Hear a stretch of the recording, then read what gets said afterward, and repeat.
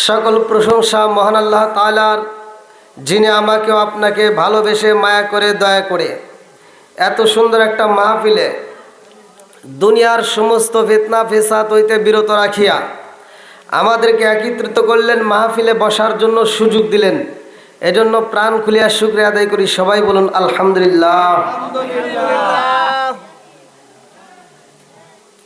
শত কোটি দরুদ ও সালাম বর্ষিত হোক আমার আপনার নবী, দয়াল নবী, মায়ের নবী, বিশ্বের মানবতা মুক্তির দিশারে আকায়ে নামঝার তাজদার মদিনা আহমদ মুস্তফা, মোহাম্মদ মুস্তফা, সকলেই বলুন সাল্লাল্লাহু আলাইহি ওয়াসাল্লাম। বনগ্রাম গোবিন্দপুর ত্রিমুখী জামে মসজিদের উন্নতি কল্পে 16তম বার্ষিকী বিরাট ইসলামী জালসা 23শে নভেম্বর 2024 রোজ শনিবার। আজকের মাহফিলের সম্মানিত সভাপতি